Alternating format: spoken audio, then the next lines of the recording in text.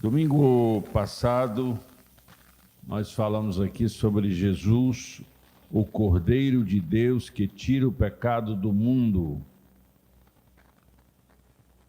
E nós navegamos nas páginas da Bíblia, apresentando Jesus como o poderoso, humilde, obediente, submisso Cordeiro de Deus, que cumpriu uma missão específica para nos resgatar, para nos salvar. Este é o Cordeiro de Deus que tira o pecado do mundo. E aí, neste domingo, se falamos domingo passado sobre o Cordeiro, eu entendi que seria justo falarmos dele hoje como o leão da tribo de Judá. Amém? Essa é uma expressão bíblica que representa muito bem o Senhor Jesus Cristo. O Senhor Jesus, ele é visto nas Sagradas Escrituras, tanto do cristianismo quanto do judaísmo, Jesus visto como o leão da tribo de Judá.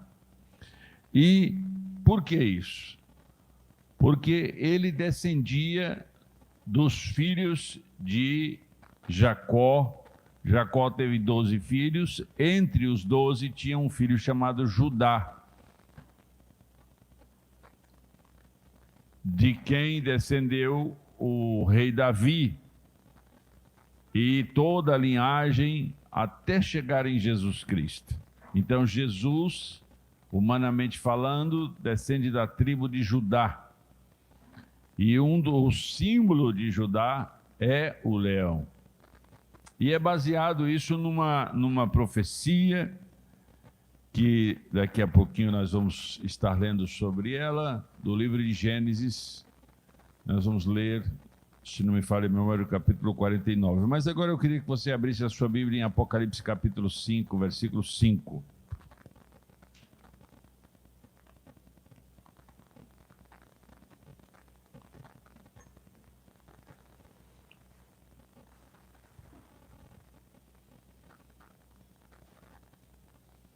Nesse texto, Apocalipse capítulo 5, versículo 5, Jesus é descrito como o leão da tribo de Judá. Disse-me um dos anciãos: não chores, eis que o leão da tribo de Judá, a raiz de Davi, que venceu para abrir o livro e desatar os seus 7 selos. Essa é uma expressão depois da fala de Jacó, no capítulo 49 de Gênesis. Depois da fala de Jacó, essa é a expressão mais característica e que define muito bem a linhagem humana de Jesus na terra, como o leão da tribo de Judá, a raiz de Davi, que venceu para abrir o livro e desatar os seus 7 selos. Esta é uma referência específica da profecia de Jacó. Jacó, quando estava no leito de morte, Jacó começou a abençoar os seus filhos. Ele já sabia que estava partindo, e com os seus 12 filhos, com os seus netos, ele começou a abençoar. E a cada um dos seus filhos, ele foi conduzido pelo Espírito de Deus para dar uma profecia. E ele entregou uma profecia para cada um dos seus filhos. E quando chega em Judá, ele faz essa citação que está lá no capítulo 49, versículo 9 e o versículo 10. Judá é um leãozinho, da presa subsiste. Filho meu, encurva-se e deita-se como um leão e como um leão velho. Quem o despertará? O cetro não se arredará de Judá, nem o legislador dentre seus pés, até que venha Siló, e a ele se congregarão os povos. Olha, irmãos, no capítulo 49 do livro de Gênesis, Jacó está já no finalzinho de vida, está morrendo, e ele está profetizando para os seus filhos. Não era uma profecia natural, não era uma profeteia, uma palavra de vida, não era a intenção do coração do pai Jacó, do pai Israel, em direção aos seus filhos, mas era algo que o próprio Deus, o Deus de Israel, estava estabelecendo para a descendência de Jacó, para a descendência de Israel. E nessa citação de capítulo 49, versículo 9 e o versículo 10, ele, pelo poder de Deus, pelo Espírito de Deus, ele define Jacó e ele define a descendência de Jacó. E ele define o futuro do legislador, do reino, do rei de Israel, um reino para sempre. E eles se congregarão, e a ele se congregarão os povos. E é bastante interessante essa figura do leão, porque nos tempos bíblicos os leões eram animais muito comum achar naquela região. Não era uma coisa como hoje, que praticamente não se acha, mas naquela época ainda era possível. E a figura do leão, não só o leão com a juba, o leão da floresta, como o leão da montanha, transmite uma força, uma ferocidade, uma elegância, um poder muito grande. Então era uma figura de linguagem, usavam muito como metáfora na visão política e na visão religiosa daqueles povos. Para Israel, para aquele povo daquela região, era muito comum ligar a figura majestosa, imponente, poderosa, forte do leão a uma figura política, a uma linguagem religiosa.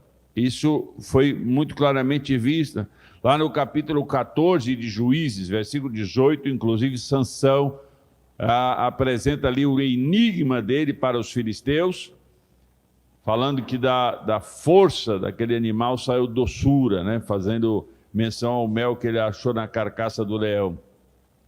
E ele apresenta esse enigma para os filisteus. Assim também, Provérbios capítulo 28, versículo 1, apresenta a figura do leão como uma figura poderosa, uma figura intimidadora.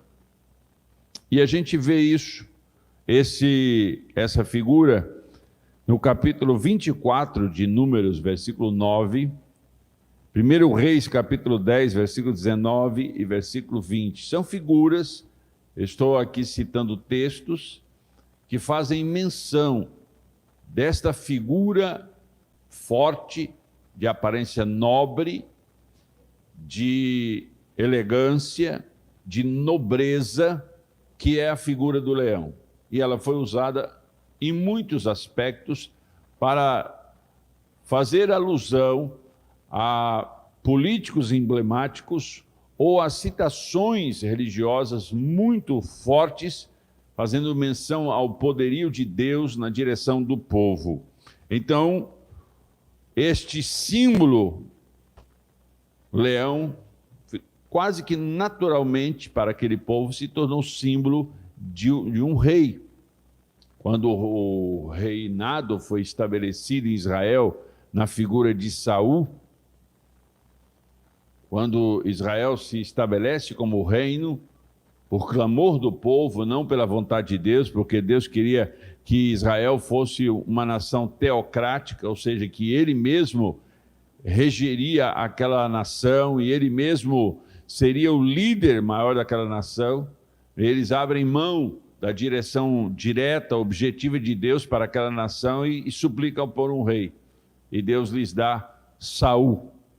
Saul transgride, Saul ofende Deus com a sua precipitação, com o seu achismo, com a sua ignorância no trato das coisas de Deus, e Deus rejeita Saul e escolhe Davi, um pastorzinho, que tinha características muito fortes de adorador.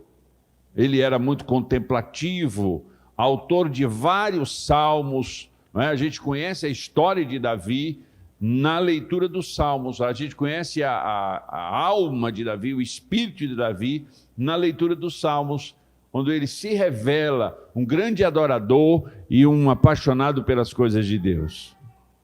E, naturalmente, no seu pastoreio, a figura do leão era uma figura muito emblemática naquelas saídas dele como pastor, cuidando das ovelhas.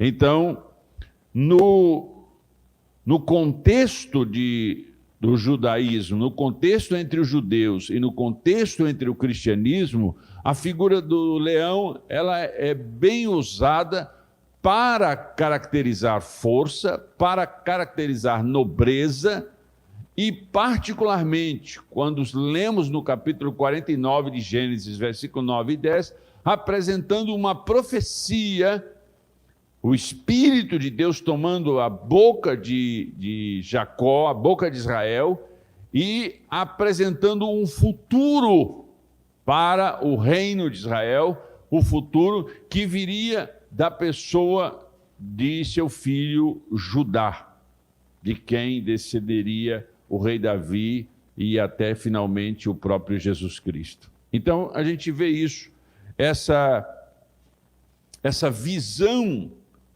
de Jesus como o leão.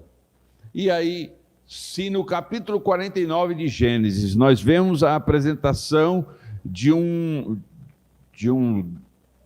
uma proposta, de um encaminhamento de Deus para a vida de Judá e para toda a sua descendência, no capítulo 5 de Apocalipse, versículo 5, nós nos deparamos com o desfecho final, com o clímax de todo um projeto, de todo um plano de Deus através dos séculos, esse ponto de fechamento, essa conclusão de um projeto a longo prazo e um livro específico de destino para todas as coisas. Um livro que estava na mão de Deus e que precisava de alguém para abri-lo.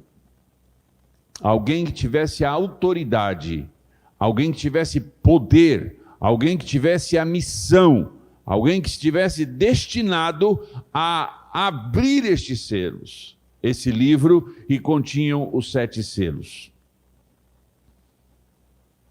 Então, houve um choro no céu, porque olharam para um lado e olharam para o outro, e em nenhum lugar achou alguém que pudesse abrir esse livro e liberar esses selos. Ora, se não há quem possa abrir esse livro, se não há quem possa descortinar ou romper os 7 selos, então que destino as coisas, como o desfecho de todas as coisas poderiam ser vistas?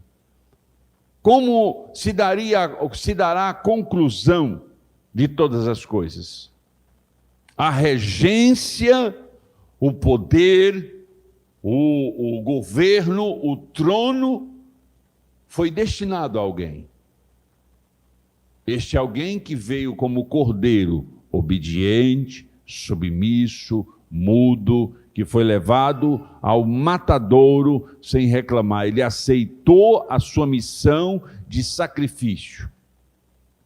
Agora a gente vê no capítulo 5 de Gênesis, de Apocalipse, versículo 5, aqui o texto dizendo: não chores, eis que o leão da tribo de Judá, a raiz de Davi, venceu para abrir o livro e romper os 7 selos. Então, esse choro, o narrador aqui é João, né, o escritor do livro de Apocalipse, essa narrativa que esse choro implicava em queremos que as coisas se definam, concluam, queremos que as coisas se levem ao final, que se termine.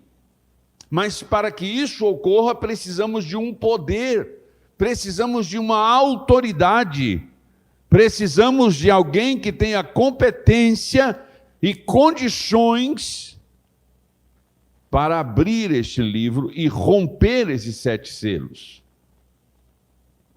Então, quando se procura, não acha. Até que se ouviu a voz, não chores. Fique tranquilo. Tem alguém sim. Dentre todos os que olhamos, ninguém tem competência, nem o querubim, nem o serafim, nem o arcanjo, nem o anjo, nem o apóstolo Pedro, nem o apóstolo João, nem o apóstolo Paulo, nenhum dos apóstolos, nenhum dos discípulos, nada, nem ninguém poderia abrir esses selos, esse livro e romper os selos. Então há um pequeno desespero, mas a resposta veio logo: não chores, eis que o leão da tribo de Judá, a raiz de Davi, venceu para abrir e romper os 7 selos. Então, a profecia no capítulo 49 de Gênesis, quando Israel fala a respeito de Judá, quando ele no leito de morte, ele está dando a bênção final para os seus filhos, e o Espírito de Deus elabora aquela palavra para entregar, dando destino, dando missão, dando rumo a Judá, o seu filho, mostrando que deste filho, Judá, sairia aquele com a competência para dar destino a todas as coisas, para a conclusão de todas as coisas. Ele não deixaria nada em aberto, ele não deixaria as coisas sem o grande final. Essa é a vocação do Senhor. Então, no capítulo 6 de Apocalipse, se você abrir a sua Bíblia, você vai ver que os 7 selos mostram o julgamento de Deus sobre a terra. Lá no capítulo 6 de Apocalipse, ele mostra ali a abertura dos 7 selos, o romper dos 7 selos. E aqui é o julgamento de Deus sobre toda a terra. Deus vai castigar a humanidade pelos seus pecados. Isso é claro. A Bíblia é muito específica sobre isso. O julgamento de Deus sobre a face da terra. E a gente, como pregador, como pastor, como cristão, como discípulo de Jesus, a gente tem, ao longo destes anos todos, falado sobre o Evangelho, avisado sobre o grande fechamento de todas as coisas, anunciado que Jesus é a resposta, que Jesus é a porta, que Jesus é a resposta, é a solução, que Jesus é o caminho, que Ele é a verdade, que Ele é a vida. Nós temos proposto esta palavra que não é nossa, é de Deus para a humanidade. E muitas pessoas têm desconsiderado a mensagem, têm tratado com indiferença, até desdém, a respeito da palavra de Deus. Por conta disso, os efeitos virão. Aqui o texto mostra que Deus vai castigar a terra por conta dos pecados. A misericórdia do Senhor dura para sempre. Mas a Bíblia diz que Deus é fogo destruidor. Deus, essa figura do leão, ela é bem emblemática nesse caso. Com a fúria, o leão ele despedaça as suas vítimas, as suas presas, num só instante. A sua mordidura é poderosíssima. É um tapão daquela pata dele, é para destruir os seus inimigos. Então a gente olha para o texto e vê que aquilo que Deus prometeu, quem crê e for batizado será salvo, quem não crê será condenado. Há um destino ruim, há uma condenação prevista para aqueles que não levam a palavra de Deus a sério. Há uma condenação explícita para aqueles que rejeitam a mensagem de Deus, aqueles que rejeitam as boas novas dos céus. Esses sofrerão as condenações, as consequências dos seus pecados. Mas também, você pode olhar para o seu irmão e dizer assim, mas também haverá recompensa para aqueles que se mantiverem fiéis ao Senhor. Esse fiéis ao Senhor aqui, irmãos, tem a ver com a continuidade em andar no caminho. Eventualmente nós transgredimos, eventualmente nós somos alvos de certas atitudes que não são condizentes com o Evangelho. Eventualmente alguém peca, e aí? Mas nós não desistimos do caminho, nós não desistimos da proposta, nós não desistimos. Sabe aquele torcedor, né, de um time qualquer aí que o time perde, o time ganha, ele continua vestindo a camisa do seu time, usando as flâmulas, né, as bandeiras do seu time, independente se o time está ganhando, se está perdendo, se o ingresso está barato, se o ingresso está caro, ele continua. O cristão autêntico e legítimo, ele ainda que tenha percalço, ainda que ele tenha algumas dificuldades, falhas e transgressões no percurso de sua caminhada, mas ele não abre mão de continuar no caminho, ele não abre mão de continuar adorando o Senhor.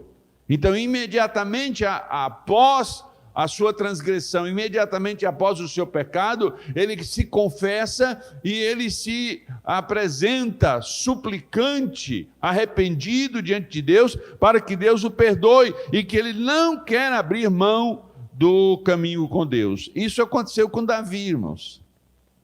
Se nós formos comparar o pecado de Saul e o pecado de Davi, deixa eu lhe dizer, o pecado de Davi foi muito superior ao pecado de Saul. E por que Deus rejeitou Saul e não rejeitou Davi, sendo Davi o transgressor que foi? Davi assassinou alguém, mandou assassinar alguém. Ele foi infiel ao casamento que ele tinha. Ele foi infiel ao amigo que tinha. Ele mentiu para toda a nação. Casos assim, então, por que é que Deus teve misericórdia de Davi e não teve de Saul? Justamente porque quando o profeta chega em Davi e o rechaça, e o acusa, e o confronta com o seu pecado, quando Natã chega para Davi e o acusa e diz que ele está em transgressão, está em pecado, ele não se arreliou com isso, ele não disse, vou te matar, Natã, você é um... Não, ele rasga a sua roupa majestosa, ele desce do seu trono, rasga a sua roupa e se humilha diante de Deus e reconhece o seu pecado. Ou seja, ele continua crendo no Deus a quem ele serve, ele continua adorando ao Senhor de Israel, ele continua aceitando não só as benesses, quanto as broncas, quanto os confrontos.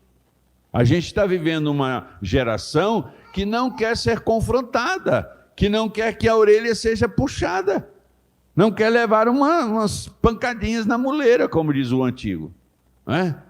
Só quer o cafuné, só quer o dengo, só quer os presentinhos. Não, irmãos, nós servimos a Deus no bom e no ruim. Nós devemos servir a Deus na hora boa, na hora da alegria, na hora do benefício do céu em nossa direção, como também na hora da provação, na hora do confronto, na hora da exigência, nós devemos servir ao Senhor. Então, quando a gente olha para a história de Davi e vê isso aqui, a gente entende perfeitamente que aqueles servos do Senhor que permanecem fiéis, e aí quando eu digo aqui, permanecem fiéis, ou seja, não abre mão do caminho, não abre mão do Evangelho, não abre mão do Senhor Jesus, ainda que você e eu sejamos limitados, sejamos oscilantes na nossa maneira de viver e na nossa santidade, mas nós não abrimos mão do privilégio de seguir este caminho, de nos submeter a este caminho. Então, estas pessoas serão recompensadas. Este capítulo 6 de Apocalipse, e aí não dá para falar aqui dos 7 selos, e nem é essa a intenção aqui desta palavra, mas eu só quero que você situe aí a sua mente, a sua alma nesse aspecto. Quando o leão da tribo de Judá se ergueu, quando ele toma o livro em suas mãos, e ele abre o livro e rompe os selos,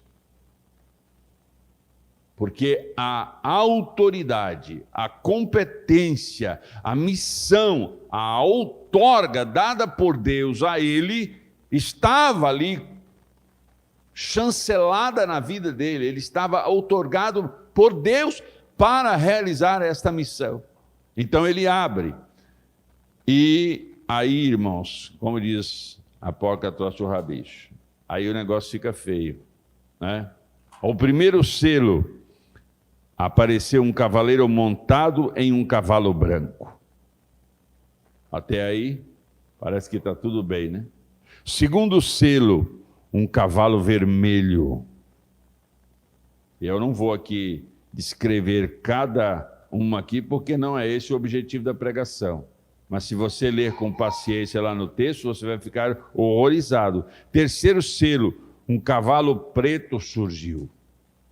Quarto selo, veio a morte montada em um cavalo amarelo, seguido por Hades. Nós estamos vendo aqui a representação, uma figura de linguagem usada no Apocalipse para explicar sobre os acontecimentos futuros, logo na sequência da abertura daquele selo, do rompimento dos selos pelo leão da tribo de Judá. Então nós estamos vendo aqui o desfecho do julgamento de Deus e da misericórdia de Deus, logo após a competência de Jesus em abrir o livro e romper os selos. Então, aqui fala sobre morte, sobre fome, sobre desgraças horrorosas que cairiam sobre a terra. O quinto selo, João viu as almas de pessoas mortas por causa do evangelho que estavam debaixo do altar. O altar era o lugar no templo onde se determinava o sangue do sacrifício.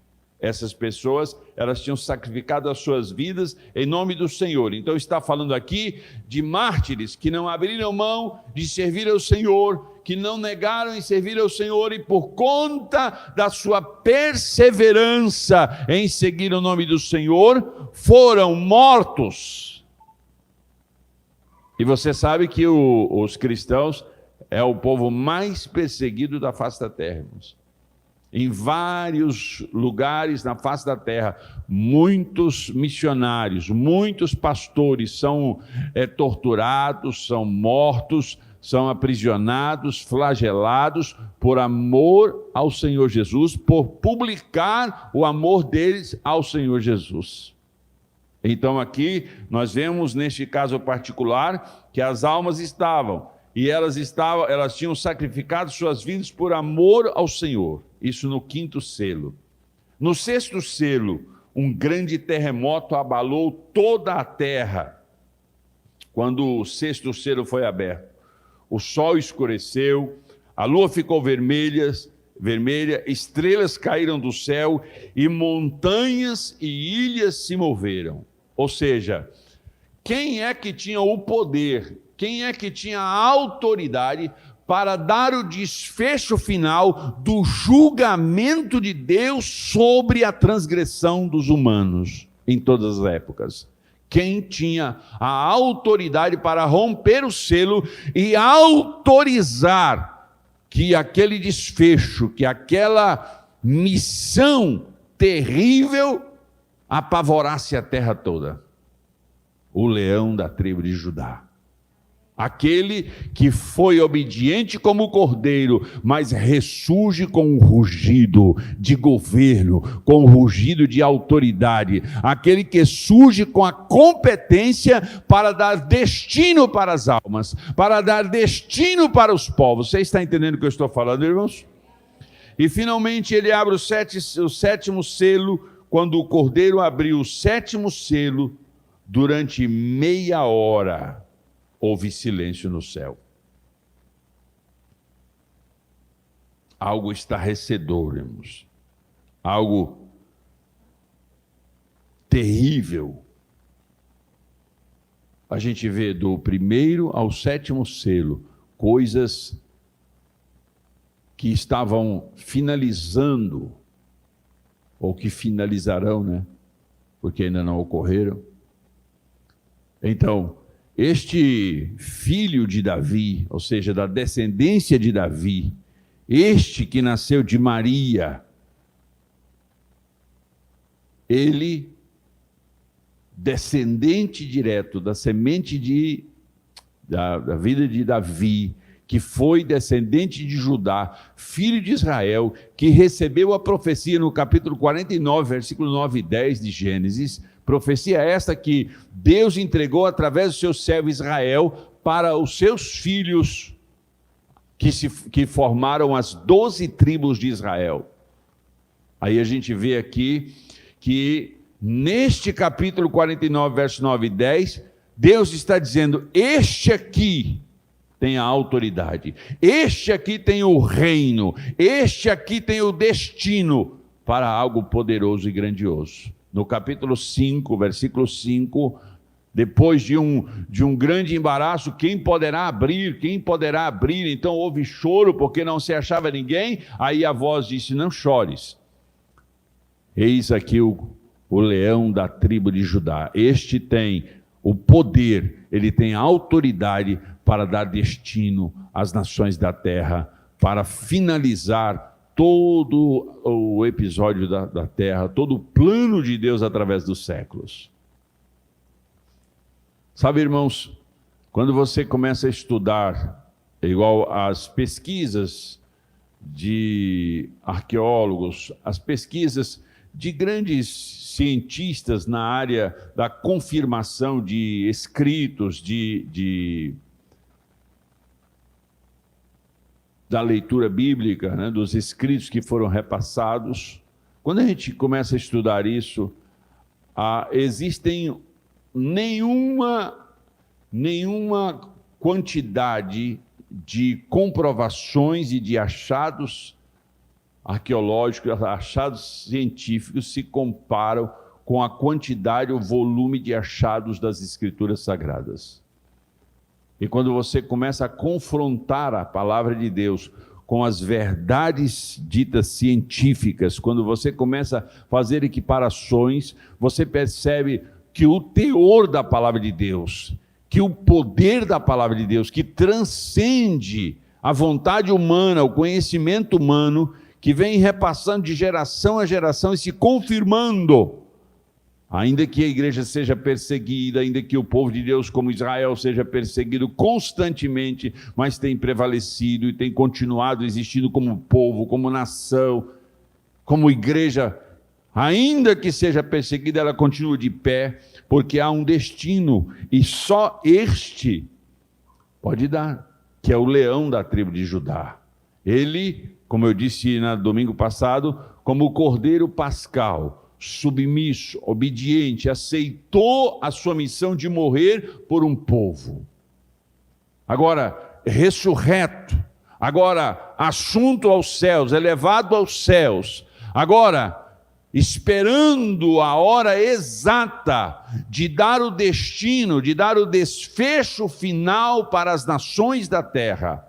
E no capítulo 5, a gente vê que este leão da tribo de Judá tem essa competência. E no capítulo 6, a gente vê ele rompendo os selos, os 7 selos, e coisas tenebrosas, catástrofes, coisas absurdas acontecendo, para que se cumpra a vontade de Deus. Então, pelos seus pais terrenos, Jesus era descendente do rei Davi, que era, por consequência, da tribo de Judá. Então nós já sabemos que o reino de Davi terminou, ele morreu. mas o reino de Jesus é eterno, é para sempre. Diga para quem está perto de você: o reino de Jesus, o reino do leão da tribo de Judá, é para sempre. Ele, Jesus, é o verdadeiro leão da tribo de Judá. Aí você abra sua Bíblia lá em Filipenses capítulo 2, por favor. Filipenses capítulo 2.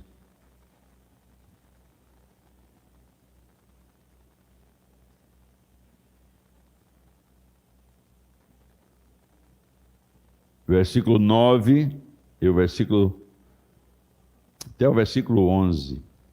Pelo que também Deus o exaltou sobremaneira e lhe deu o nome que está acima de todo nome, para que ao nome de Jesus se dobre todo o joelho nos céus, na terra e debaixo da terra, e toda língua confesse que Jesus Cristo é Senhor, para a glória de Deus Pai. Vou repetir a leitura. Pelo que também Deus o exaltou sobremaneira e lhe deu o nome que está acima de todo o nome, para que ao nome de Jesus se dobre todo o joelho nos céus, na terra e debaixo da terra, e toda língua confesse que Jesus Cristo é Senhor, para a glória de Deus Pai. Aqui, o apóstolo Paulo, escrevendo aos irmãos da cidade de Filipos, ele consegue, pelo Espírito do Senhor, sintetizar aqui a essência da autoridade, a essência do poder no nome,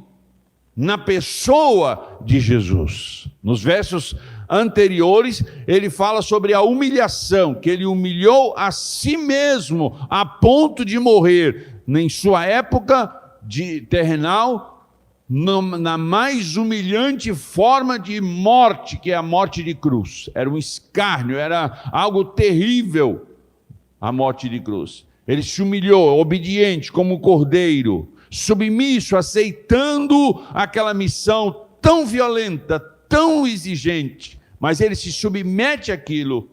E aí o que Deus faz? Deus lhe deu um nome, que é acima de todo nome, e ele tem autoridade na terra, no céu e debaixo da terra. Ou seja, todos os seres celestiais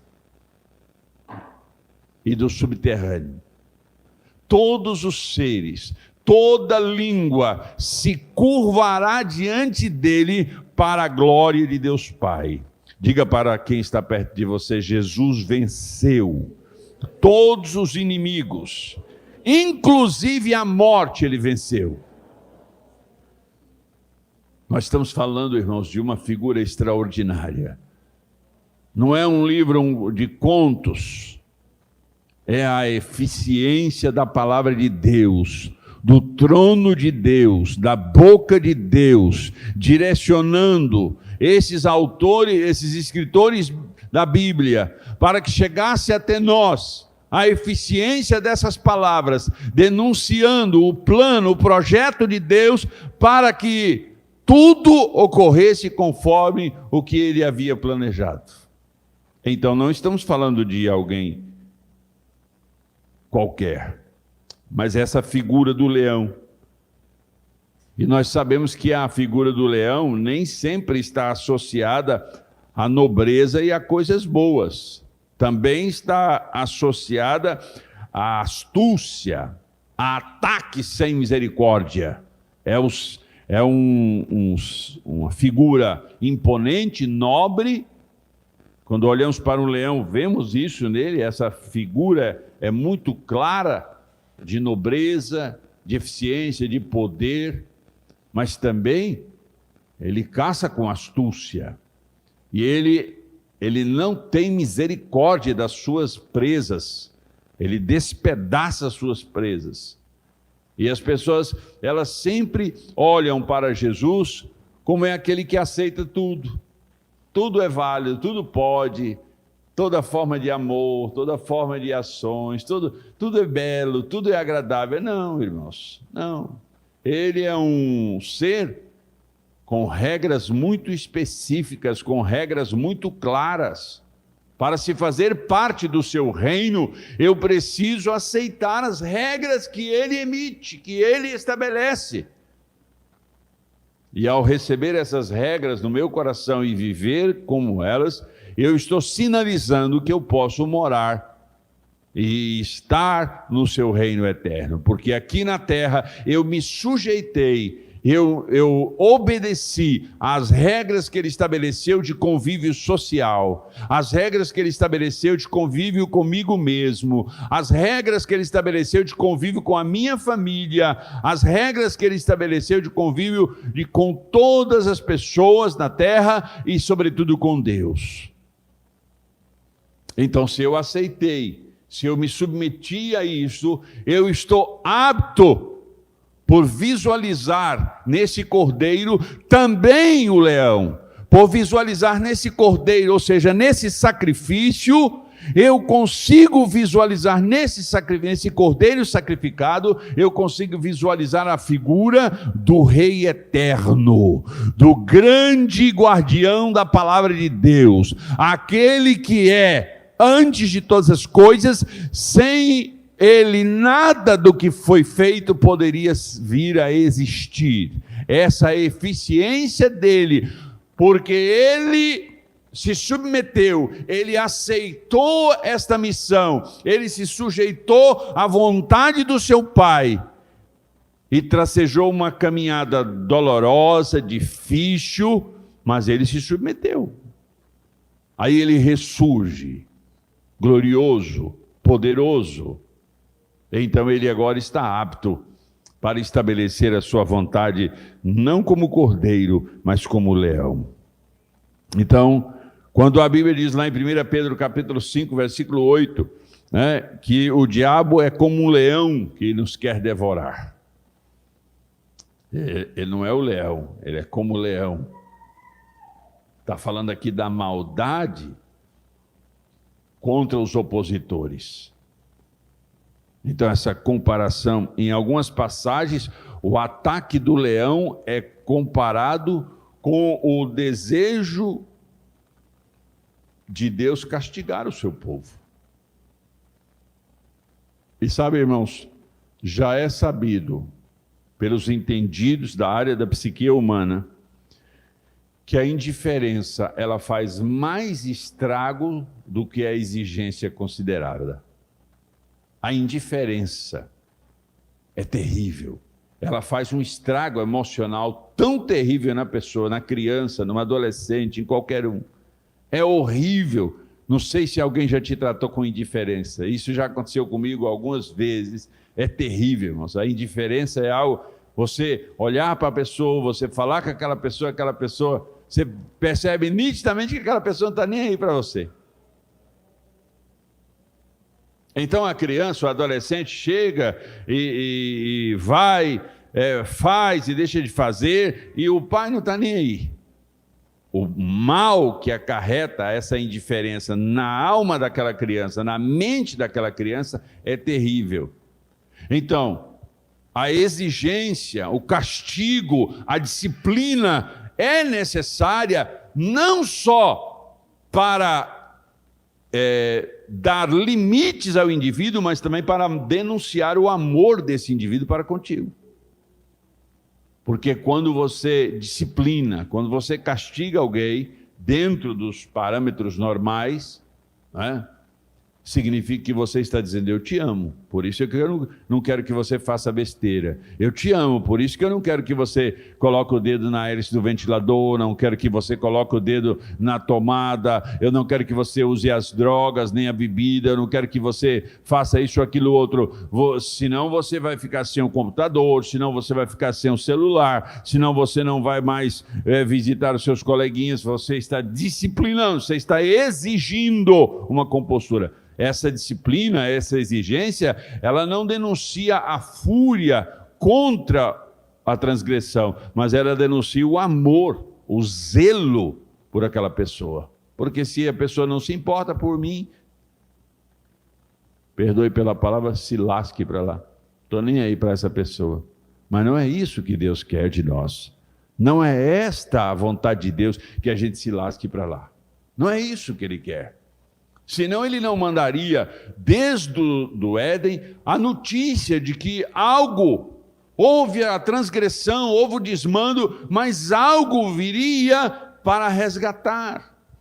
E a humanidade precisava entrar dentro daquele formato que ele estabeleceu, daquele molde que ele estabeleceu. O apóstolo Paulo, na sua carta aos Romanos, diz para nós não nos conformarmos, ou seja, não nos amoldarmos como o mundo, mas termos a nossa mente renovada pelo poder da palavra do Senhor. Então, o modelo de Deus, o projeto de Deus, para que nele vivamos, é um projeto não só para uma geração, mas para todas as gerações, até que o Senhor estabeleça o seu reino eterno. Essa é a vontade do Senhor. Então, quando nós olhamos para a palavra de Deus, e sabe que o rugido de um leão, irmãos, ele alcança entre 8 e 9 quilômetros de distância. Claro que depende do local, depende da geografia do local, mas ele alcança, o rugido de um leão alcança entre 8 e 9 quilômetros de distância. Imagina um rugido pertinho de você assim, hein, Silvano? E 30 centímetros assim, de distância. Que a pessoa até fica meio surda, né? De tanto aquele rugido. Já foi num circo, mas já viu aquele leão prisioneiro lá? Ele dá o rugido, é terrível.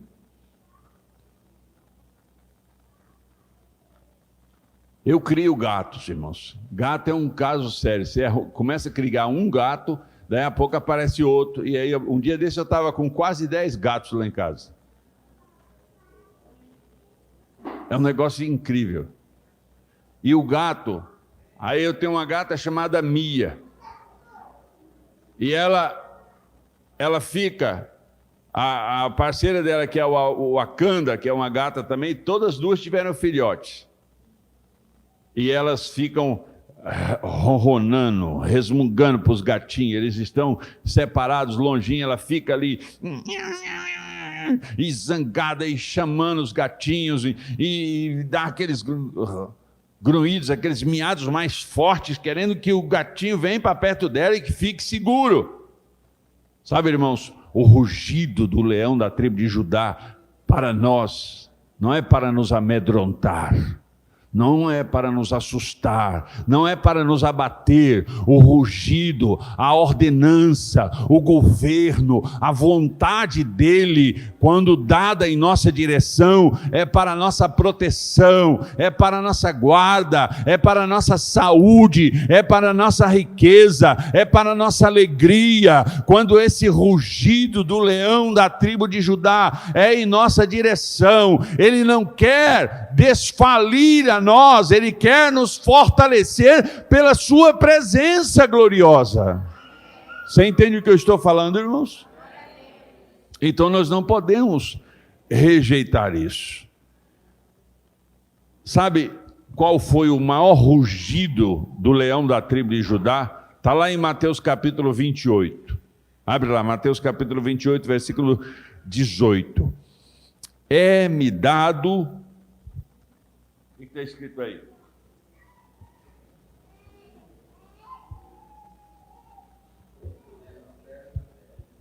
Pode ler, irmão?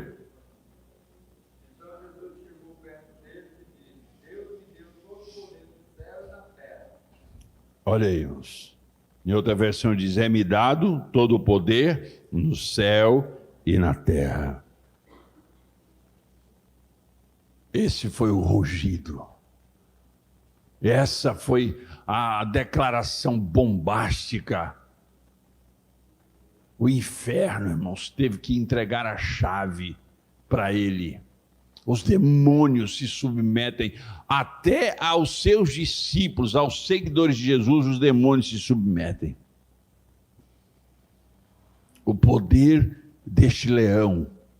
Então ele está rugindo em sua direção com uma palavra dura, um rugido insistente, um rugido que perturba, um rugido que incomoda, um rugido que nos deixa desconfortáveis. Mas esse rugido não é para destruição. Esse rugido não é para aniquilação. Esse rugido é para dizer, como as minhas gatinhas que ficam reclamando com as suas crias e querendo que elas fiquem protegidas, assim é o leão da tribo de Judá. Ele tem todo o poder no céu e na terra. Quando buscaram quem tinha competência, autoridade para abrir o livro e romper os selos, era ele que podia fazer isso. E abrir os selos, irmão, não era só aqui pegar um livro aqui e romper, não. Isso aqui tem a ver com o destino. Quando ele abriu o primeiro selo, saiu um cavaleiro montado num cavalo branco. Daí ele abriu outro selo, saiu um outro cavaleiro montado num cavalo vermelho. E aí daí abriu outro selo e saiu um cavaleiro montado num cavalo amarelo. E daí abriu outro selo e saiu um cavaleiro montado num cavalo preto. Cada uma dessas performances não era um teatro. Isso vai acontecer, isso não aconteceu. Isso aqui é só uma narração de uma visão de futuro que João teve quando ele estava na ilha de Patmos e Deus deu a revelação. Quando Deus mostra para João o futuro de todas as coisas, o desfecho final da raça humana, do projeto dele, o plano de Deus através dos séculos, o plano divino através dos séculos. Esse plano, quando João, vendo aquilo, ele narra no seu escrito de Apocalipse. Isso vai acontecer, isso não aconteceu. Ele teve uma visão de futuro, o que vai acontecer. Então, quando nós falamos na semana passada do cordeiro sacrificial, do cordeiro pascal, do cordeiro submisso, do cordeiro obediente, do cordeiro que aceita, mas por uma missão específica, o cordeiro de Deus, quando João Batista diz, eis aí o cordeiro de Deus que tira o pecado do mundo. Então o planejamento de Deus a longo prazo era que o seu filho viesse, cumprisse uma missão e tivesse o poder de perdoar pecados. E isso aconteceu. Então ele foi assunto aos céus. Ele deixou os seus discípulos, os seus apóstolos, para que cumprissem a missão estabelecida previamente. Ele estabeleceu essa missão para fazer discípulos de todas as nações da terra, para ensinar e ensiná-los a guardar todas as doutrinas da palavra que ele havia transferido, que ele havia passado. Então chegaria o dia que este cordeiro já não teria só a função de perdoar pecados. Ele não teria mais só a função generosa, submissa, complacente, perdoadora. Não. Se você pegar um cordeirinho de 1 ano, irmãos, não sei se você já teve o privilégio de pegar um cordeirozinho, um filhote de ovelhazinha com menos de 1 ano, é uma coisinha doce, é um filhotezinho tão bonitinho. Depois, se você nunca viu, dá uma entradinha aí, procura uma imagem dessa no seu celular. Que coisa, que doçura. Diferentemente da figura de um leão. Que o seu rugido do leão, estou falando do leão natural, do bicho, do animal. E quando ele abre a sua boca e ruge, dá aquele esturro, alcança entre 8 e 9 quilômetros de distância.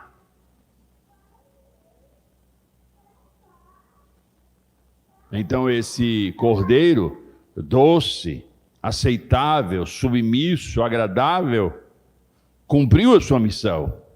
Agora, quem tem condições de abrir o selo, quem tem condições, quem tem a autoridade, quem tem a nobreza, quem tem as características para romper para estabelecer o destino de todas as coisas, o desfecho de todas as coisas, esse leão da tribo de Judá, profetizado por Jacó no capítulo 49 de Gênesis. Olha só a distância, irmãos. Gênesis 49 Apocalipse.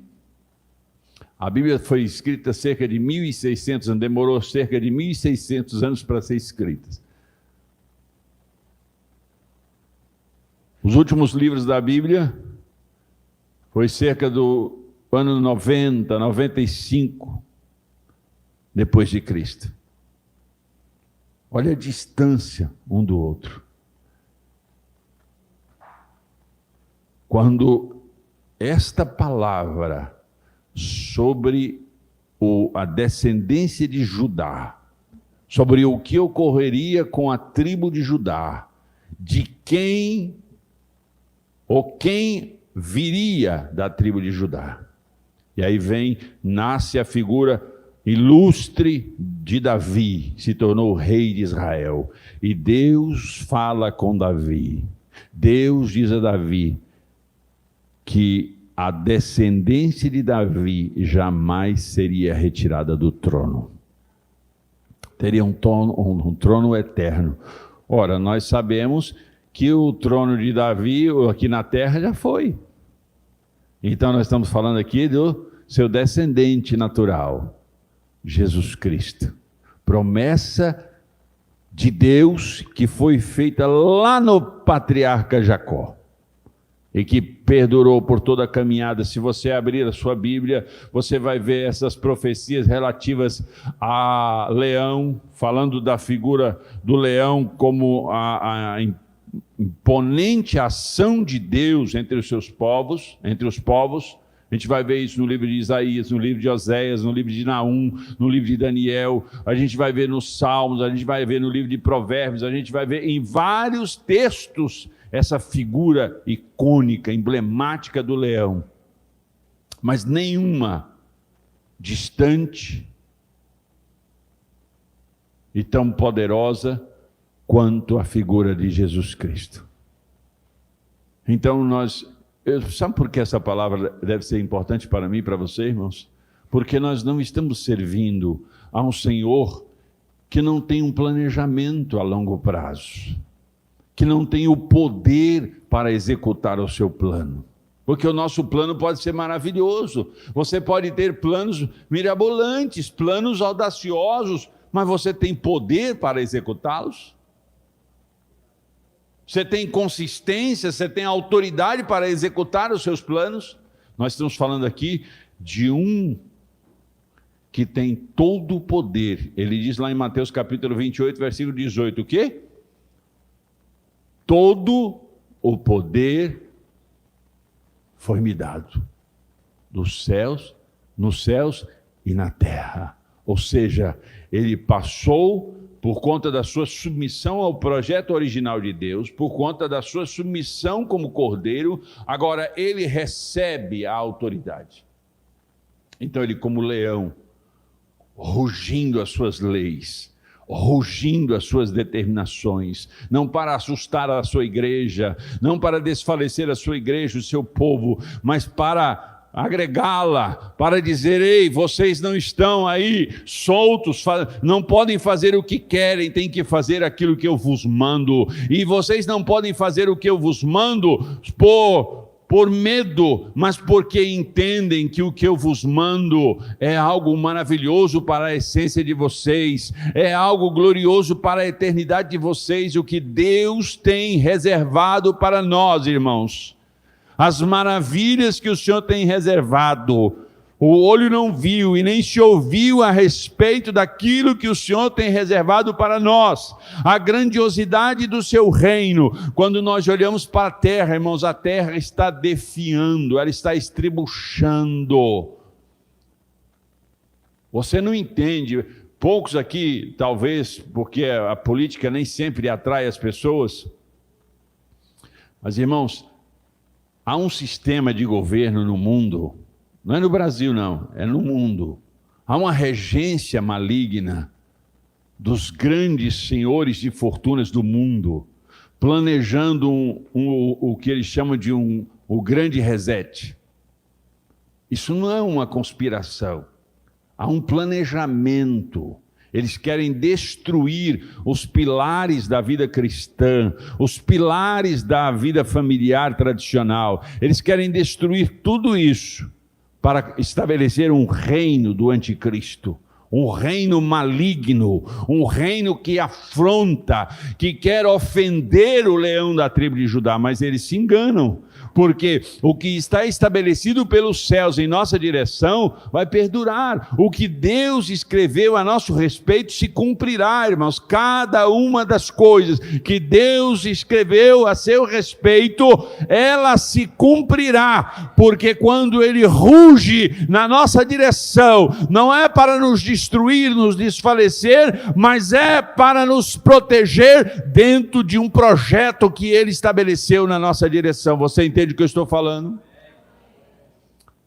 Então, irmãos, você precisa racionalmente, você precisa raciocinar com clareza, porque a vida cristã, muitas vezes a gente vem para a igreja, irmãos, e não se satisfaz. Muitas vezes a gente não gosta dos hinos, não gosta da pregação. Muitas vezes a gente não gosta mais das pessoas que nós estamos convivendo. Irmãos, mas isso não pode mudar o fato de que você é de Deus. Então você vai estabelecer a sua meta. Qual é a sua meta? Estar de ouvidos atentos ao rugido do leão da tribo de Judá.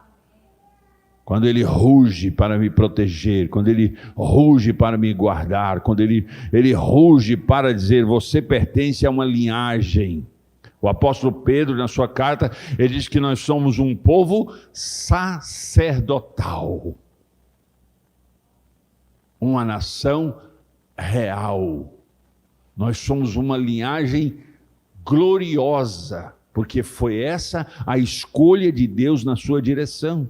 Então, você não está sob o cetro, você não está sob o governo de uma bandidagem, de uma corrupção instalada. Você não está sob o governo de uma tirania, de safadezas e de atrocidades. Você não está sob o governo de um imoral e um corrupto. Você não está sob o governo da malandragem. Você está sob o governo do leão da tribo de Judá. Você está sob o governo daquele que escreveu o seu destino e tem o poder de dar o desfecho final. É Ele que dirá efusivamente a nós: vinde, benditos de meu Pai, entrai no reino, no governo que está preparado desde a fundação dos séculos. Então, nós, ainda que vejamos o mundo e nos assustemos com o que está acontecendo e com as coisas horrorosas, agora está um principado maligno afetando as nossas crianças nas escolas do Brasil. Isso já estava acontecendo nas escolas nos Estados Unidos e em outros países. Agora está uma ação maligna, não é, de maldades, de violência contra as nossas crianças nas escolas. Quando a gente vê isso, irmãos, quando vê o que as drogas estão fazendo com os nossos jovens e até adultos já, quando nós olhamos para o que o álcool está fazendo, quando nós olhamos para o que doenças infecciosas estão provocando na raça humana, nós nos desesperamos.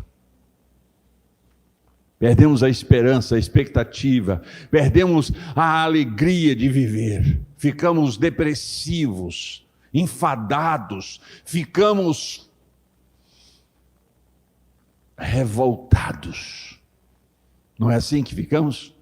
Com a nojeira, quando as pessoas assumem posição de governo para fazer o bem para a nossa nação e fazem o mal, querem pegar o nosso dinheiro, ganho baixo de suor, quer bater em altas taxas de juros, querem fazer coisas horrorosas nas faculdades. Irmãos, dá uma bandalheira, tá uma bandalheira.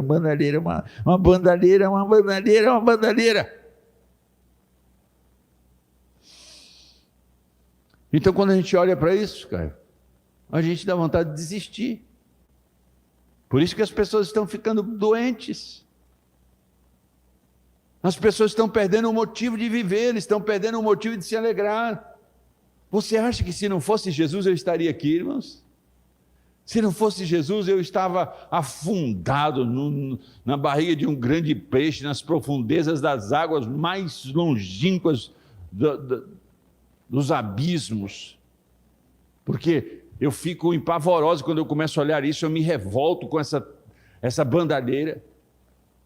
Mas aí quando eu olho para a palavra, cutuca o seu irmão e diga, quando você olha para a palavra, não é para qualquer palavra, diga, quando você olha para a palavra de Deus, quando você vê o rugido deste leão, todo o poder me foi dado nos céus e na terra.